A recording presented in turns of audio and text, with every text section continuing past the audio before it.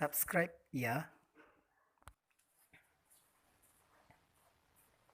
Assalamualaikum adik-adik, selamat datang ke Global Eksakta, tempat nyaman belajar sains dan matematika.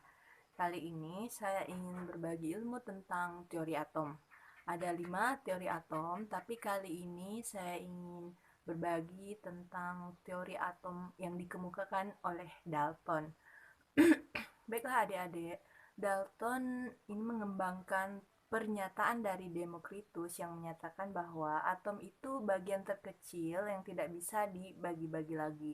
Kemudian dari pernyataan Demokritus tersebut, Dalton mengembangkan teorinya. Pertama, Dalton mengatakan bahwa atom merupakan bagian terkecil dari suatu materi yang tidak bisa dibagi-bagi lagi. Contohnya, kita punya suatu roti, kemudian kita haluskan roti tersebut menjadi serbuk yang paling halus.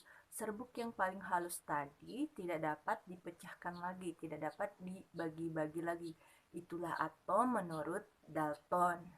Kemudian yang kedua, atom tidak dapat diciptakan dan tidak juga dapat dimusnahkan.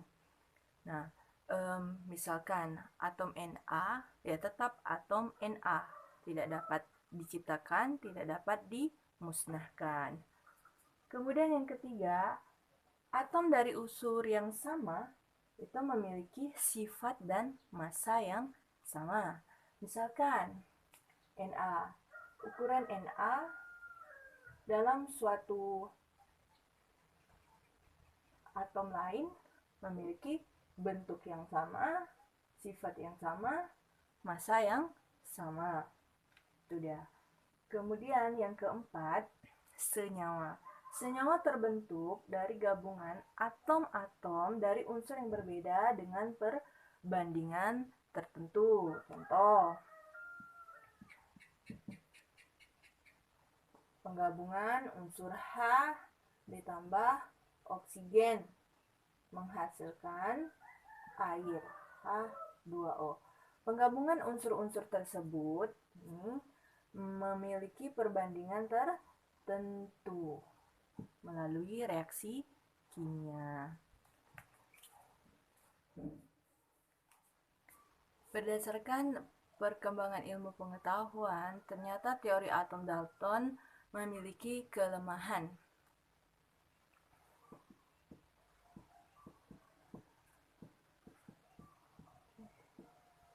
Kelemahan yang pertama, dia menyatakan bahwa atom tidak dapat dibagi-bagi lagi menjadi bagian terkecil. Ternyata atom dapat dibagi lagi menjadi bagian-bagian terkecil seperti proton, elektron, dan neutron. Kedua, atom tidak dapat diciptakan atau dimusnahkan. Ternyata atom dapat diciptakan melalui reaksi nuklir.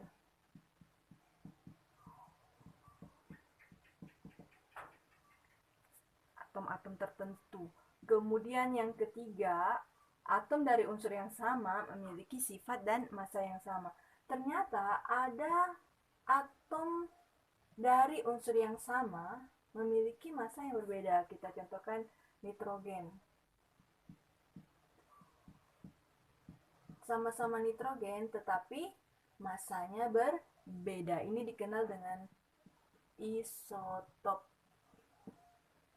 Keempat, Dalton tidak dapat menjelaskan untuk senyawa kompleks, misalkan C6H12ONa.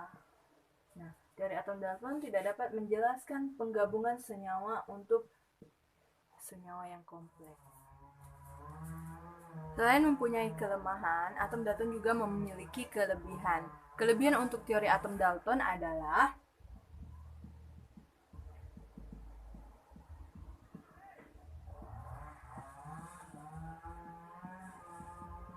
mampu menjelaskan hukum dasar kimia.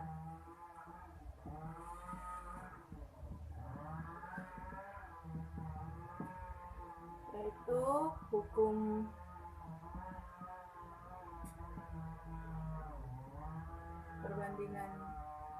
massa, hukum kekekalan massa,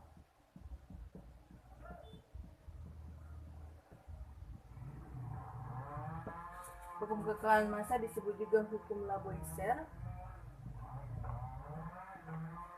Yang kedua, mampu menjelaskan hukum perbandingan tetap.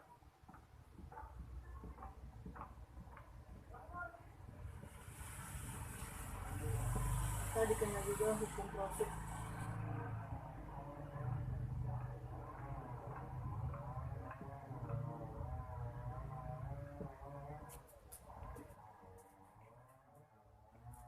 Jadi, cara mudah untuk mengingat kelemahan dan kelebihannya, ingat saja kalau kelemahannya kebalikan dari teorinya, kalau kelebihannya ingat hukum dasar kimia. Oke, sampai di sini semoga bermanfaat. Sampai ketemu di video kami yang lainnya. Jangan lupa like, share, and subscribe video ini. Assalamualaikum warahmatullahi wabarakatuh.